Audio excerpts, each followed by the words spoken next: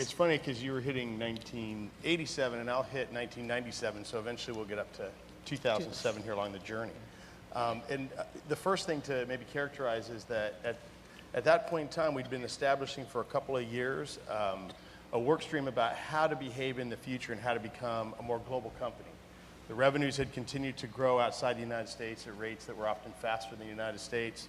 We knew that our future was to become a truly global company. So Jerry was one of the ones that started a work stream against that we called Future Vision, which was to establish what the new way of operating would be in that future state. And it was a great body of work that I had no idea I was going to collide into. And I think I know a few folks here. Steve Bench, for instance, was part of that journey in those events. Chad might have been as well. So, you know, for me, what happened was that we understood that this was a very important work to try to become more global. At that particular point for me, I was in a very different place. I was in one of those team places that Steve talked about. I was heading up our basketball business. I was loving heading up our basketball business. We had a phenomenal team. We worked extremely well together. We were having a lot of success. The energy level of the team was high.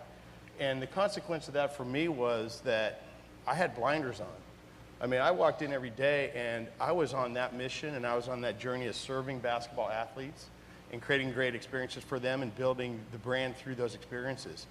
I was not looking much outside of that realm. And in the summer of '96, I went off on sabbatical, came back, and Mark Parker asked me to do a new job. And the new job sounded very compelling to me. I was going to be the head of product marketing, I thought, for Nike.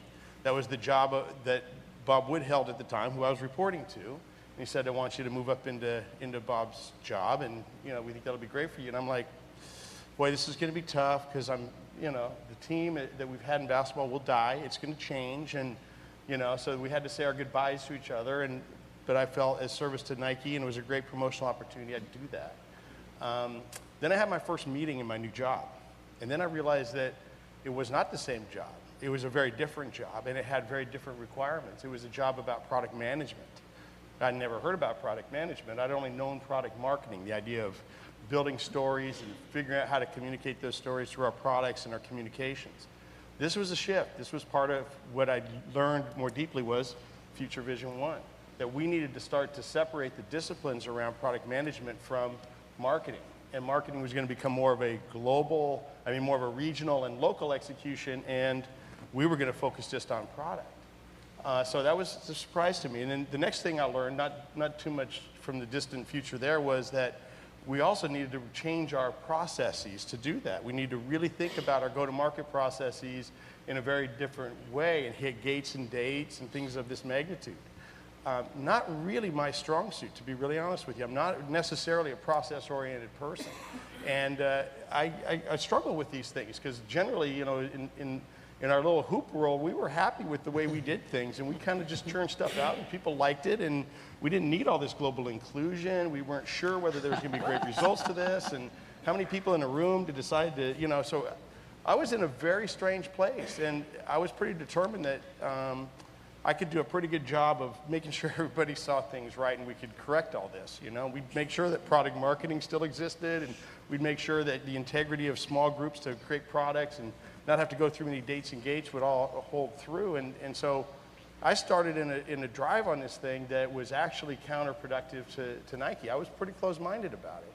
Didn't realize how closed-minded I was, but first the senior leader started to remind me I was pretty closed-minded about it, and it didn't stick. It just, it kind of hurt me a little bit, hurt my feelings, and I thought, well, what's going on with that? And then when I started realizing that fundamentally, the folks that were working for me at that time, I'd created a great bond there. That was the one piece of traction that I'd gained at that point.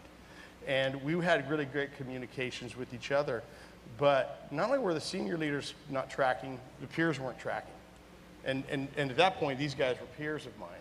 And I was, I was digging myself into a really, really deep hole, kind of up there. There's no up arrow in that trough happening at that time.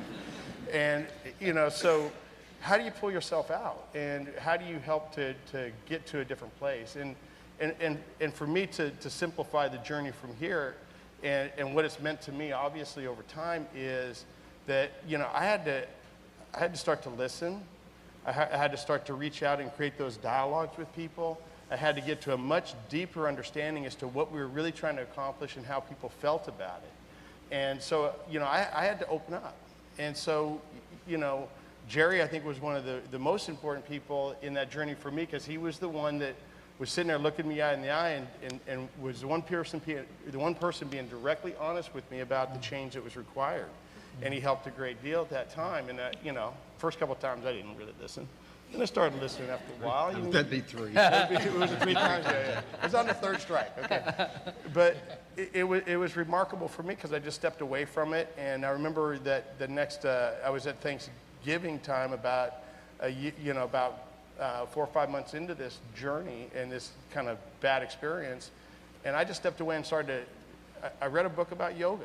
And it was the weirdest darn thing, but I read a book about yoga. It wasn't about poses, it was about the philosophy of it. And it was all about openness, and it was all about connectedness. And I just started to practice that. And then I started to bring that into the workflow. And then I started to really understand. And then as we got through it, I could be a good leader in terms of serving the organization into these changes and start to help be a good partner to the other teammates that I had in terms of driving these changes and making these things happen. And it took about 3 years, and I think by the time I left that journey in 2000, we'd gotten it to a pretty good place. So that would be my journey on that one. Could I add just one, it's just really to underscore something I think Peter's saying, because I think such a good example. It's so easy, particularly when you're getting difficulty, to think that you got to have the answer how to get out. And one of the things I'm really hearing in your story, Peter, is even though you were in a position of responsibility, you really didn't have the answers, and maybe you were part of things being difficult, in fact. And yet, once you could kind of come to terms with that, and to me, it's almost always comes down, you got to have somebody you can talk to and who can kind of give it to you straight. Yes. The way, you know, eventually Jerry was able to get through. But, you know, it's so often, particularly when we get stuck, we think that somehow I've got to get us out of here. Right. As opposed to, no, I've got to kind of tell the truth of where I'm really at. Right. I may be as much a part of being stuck as getting us out. And as soon as you can do that, then you can start to really contribute something. Right, and my default in those situations is to go harder at it. Yeah, exactly. So I actually tend to work against myself, and that was the, you know, when I could just see that it wasn't working, it was, you know, the evidence was so profound, it was like, I got to stop what I'm doing. If I might add, one of the things that's interesting about Peter's story there is that during that time, you had a number of leaders who didn't necessarily believe in the change, and they weren't particularly blocking, but they weren't particularly enabling and so forth. I left that out. Yeah. Okay. Go ahead. Yeah, okay. And, you know, a lot of companies just sort of classify those people as stragglers. And in my favorite term, you shoot stragglers, right? Because they just hold everybody back, right? But the reality is that people are wounded, right? They either don't understand, or they need different skill sets, or they need time to adapt. And it is absolutely essential in fundamental change in companies that you carry the wounded, that you find those people, because they become the leaders who actually drive the change. They may not be the early adopters. They may be problems at times. Peter wasn't particularly that, but some companies just say, we dictate something from the top and it will happen, and everybody get out of the way. And the reality is, and especially at Nike, is nothing changes at Nike from a dictate from the top.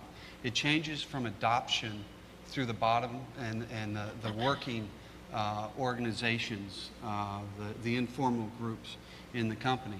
And as Peter moved to driving those organizations and those types of things, he became probably the most dominant leader in driving that change. And so just if you run into that and you've got folks that, you know, you said where you want to go, but they aren't quite there, anger doesn't necessarily get that done. But working at it and persistence and being persuasive does. And then it's much more powerful. Yeah, I think one of the big keys in that too was the effectiveness of working into small groups and working into dialogue. and especially working several levels in at a personal level into the organization when we got there was really a fundamental part of this, and allow people to be transparent and get their feelings out, get their thoughts out, feel included and feeling like they had a voice in this thing, and then helping them to come to the same conclusion that we needed in terms of moving forward. But it was very powerful to us that it was really in the more middle level of our organization at that time that we got the power we needed to be able to make the changes and have people embrace it.